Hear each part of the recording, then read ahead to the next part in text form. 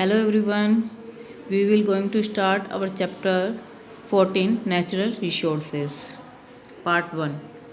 Our planet Earth is only one on which life. हम सभी जानते हैं कि हमारे प्लेनेट में अगर हम बात करते हैं तो अर्थ ही एक ओनली एक ऐसा प्लेनेट है जिसके ऊपर जीवन है. We know it exist. Life on earth is dependent on many factor. हमारा जीवन जो है अर्थ के ऊपर किसी न किसी फैक्टर के रूप में डिपेंड करता है. Most life form we know need an evident temperature water and food. और हम सभी जानते हैं कि जीवन जीने के लिए हमें एक उचित मात्रा में टेम्परेचर वाटर और फूड की आवश्यकता होती है. The resources available on the earth and the energy from the sun are necessary to meet the basic requirement of the all life form on the earth.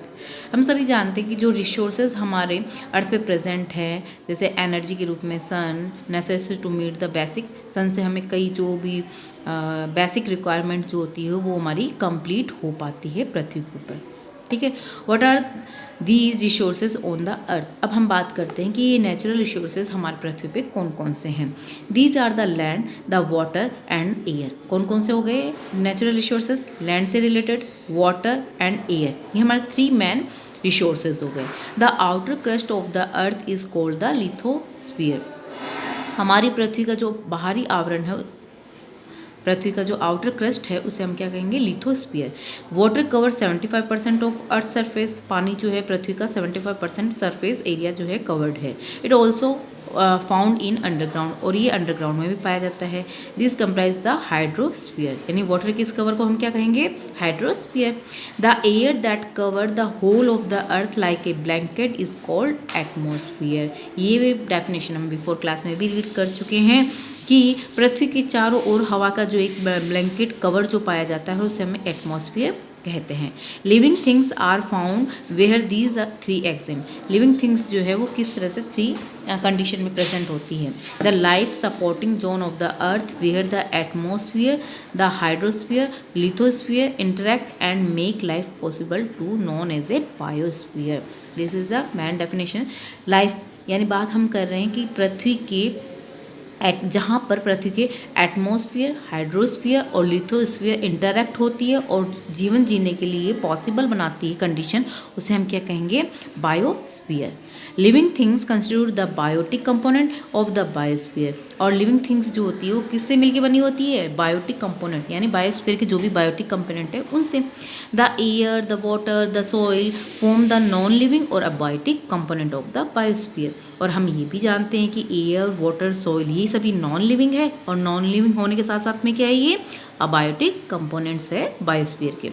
Let's study the biotic component in detail order the understand role of the sustaining of the earth. The breath of life air. हम सभी जानते हैं कि जीवन जीने के लिए जो श्वास लेते हैं अपन वो हवा है. We have already talk about the composition of before first chapter है ना, पहले ही हम पढ़ चुके हैं एयर के कंपोजिशन का. It is a mixture of many gas like nitrogen, oxygen, carbon dioxide, water vapour. ये सभी जो है गैसें मिलके एयर का कंपोजिशन बनाती है. It man interesting to note that even the composition of air is result of life on earth.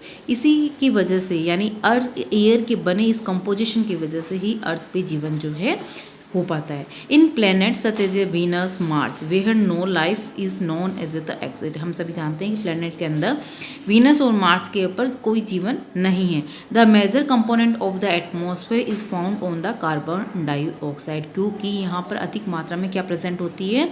Carbon dioxide present होती है. In fact carbon dioxide constitute up 95 to 97 of the atmosphere of Venus और Mars. Venus और Mars का जो अधिक से 95 से 97% जो है इससे मिलके बना है. Eukaryotic cells and many prokaryotic cells discuss in chapter 5. पहले हम पढ़ चुके हैं. इनको भी नीड होती है ऑक्सीजन की to break down glucose molecule and get energy from their activities. यानी खुद की एक्टिविटीज़ को कंप्लीट करने के लिए जो ग्लूकोज के मॉलिक्यूल है वो इन्हीं ऑक्सीजन के ब्रेकडाउन से प्राप्त होता है. This result in the production of carbon dioxide. और इसी की वजह से जब एक्टिविटीज़ कंप्लीट होगी तो ऑफकोर्स क्या बनेगा? कार्बन डाइऑक्साइड बनेगा. Another process which result result in the consumption of oxygen and concomitant production of carbon dioxide is combustion। और इसी प्रोसेस की वजह से ऑक्सीजन का कंजप्शन यूज़ होता है और उसके दौरान जो प्रोडक्शन होता है वो कार्बन डाइऑक्साइड का होता है कंबशन के दौरान। This include not just human activities which is burn fuel to get energy but also forest fire. इस सारी प्रोसेस के अंदर सिर्फ ह्यूमन एक्टिविटीज़ ही शामिल नहीं होती, इसके साथ साथ में जो फ्यूल बर्न होते हैं उससे भी एनर्जी प्राप्त होती है, वो भी इसी में शामिल है। फॉरेस्ट से फायर होने वाली वो भी इसी के अंदर आती है। Despite that the percentage of carbon dioxide in our atmosphere is mere fraction of the percentage because carbon dioxide is fixed in two way. अगर देखा जाए तो हमारे एटमॉस्फेयर में कार्बन डाइऑक्साइड जो है वो किस तरह से फिक्स्ड है उसकी बात करते हैं कि green plant convert carbon dioxide into glucose in the presence of sunlight. हम पढ़ चुके हैं फोटोसिंथेसिस प्रोसेस के दौरान ग्रीन प्लांट जो होती है वो कार्बन डाइऑक्साइड को लेती है और ग्लूकोज को किस में कन्वर्ट करती है, CO2 को ग्लूकोज में चेंज करती है प्रेजेंस ऑफ सनलाइट में। ठीक है। सेकंड कंडीशन है मेरीन मराइन, है ना, जो वाटर एनिमल्स होते हैं वो carbonate dissolve in sea water को किस में अपनी सेल बनाने में भी यूज़ करते हैं, यानी यहाँ पे भी कार्बन डाइऑक्साइड का यूज़ हो रहा है। The role of the atmosphere in the climate control. अब किस तरह से ये एटमॉस्फेयर जो है वो हमारे क्लाइमेट को कंट्रोल करने का काम करते हैं। We have talk to atmosphere covering the earth like blanket. हम सभी जानते हैं एयर के आवरण को ब्लैंकेट लाइक आवरण होता है। We know that air is a bad conductor of heat. Air जो होता है वो कंडक्टर, हीट का बेड कंडक्टर होता है, यानी जहाँ हवा चलेगी तो ऑफकोर्स हीट कम लगेगी। The atmosphere keep the average temperature of the earth fairly steady during the day and even during the course of the whole year. तो हम सभी जानते हैं कि एटमॉस्फेयर जो होता है वो एक तरह से अर्थ का जो एवरेज टेम्परेचर जो है उसको मेंटेन करने का काम होता है, चाहे वो दिन के दौरान हो या पूरे साल भर के दौरान हो। The atmosphere prevent the sudden increase the temperature during the sun daylight hour। और एटमॉस्फेयर ही ऐसे हैं कि जो बढ़ने वाले टेम्परेचर को क्या करता है, इन बढ़े हुए टेम्परेचर से दिन के समय टेम्परेचर को बचाने का काम करता है, यानी कम करता है। And during the night slow down the escape the heat into the outer स्केप। और रात्रि के समय ये इस हीट के प्रकोप को कम कर देता है, स्लो डाउन करता है और बाहरी आवरण में फैला देता है। Think of the moon which is the about the same distance from the sun that the earth. अगर सोचा जाए कि मून भी सन से उतनी ही दूर प्रेजेंट होता है जितनी अर्थ प्रेजेंट है। Despite that on the surface of the moon, तो देखा जाए तो वहाँ पे कोई एटमॉस्फेयर नहीं होता और टेम्परेचर वहाँ का -190 से 110 होता। ठीक है।